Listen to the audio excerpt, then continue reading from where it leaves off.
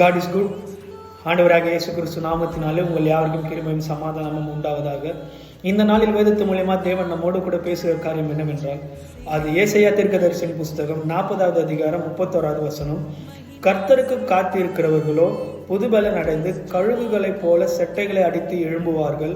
அவர்கள் ஓடினாலும் இளைப்படையார்கள், நடந்தாலும் சோர்ந்து போகார்கள்.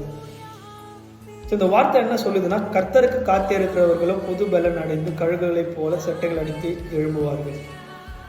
நான் தேவனுடைய வார்த்தைக்கு காத்திருக்கும் பொழுது, நான் ஆண்டவருடைய சித்தத்திற்கு காத்திருக்கும் பொழுது, அதை என்னோட வாழ்க்கையில பெற்றுக்கொண்டு நான் நடந்து சொல்லும் பொழுது, ஆண்டவர் புது பலனை நமக்கு கொடுத்து ஆண்டவர் நடத்த உண்மையும் நீதியுமா இருக்கிறார். அந்த புது பலன் நம்முடைய ஊழியத்திலும் நம்முடைய தனிப்பட்ட வாழ்க்கையிலும் எல்லா சூழ்நிலையிலும் தேவன் ஒரு புது பலத்தை ஆண்டவர் நமக்கு கொடுக்கிறார். அது எப்போ கொடுக்கிறார்னா, நான் தேவனுடைய வார்த்தைக்கு காத்திருக்கும் பொழுது, நான் தேவனுக்காக காத்திருக்கும் பொழுது, அது மட்டும் இல்லை, கழுகுகளை போல செட்டைகள் அடித்து எழும்புவார்கள்.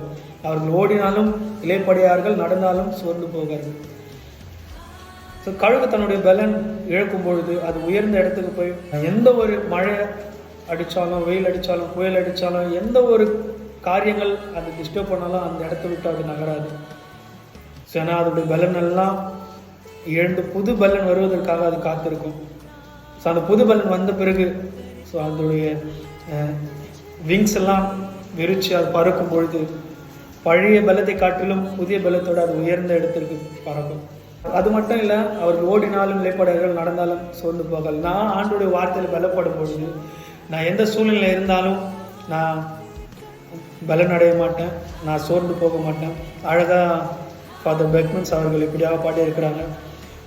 ஓடினாலும் நடந்தாலும் பலன் குறைவதில்லை, நான் ஓடினாலும் நடந்தாலும் பலன் குறைவதில்லை, கர்த்தர் செய்த நன்மைகளை ஒரு நாளும் மறவாதே.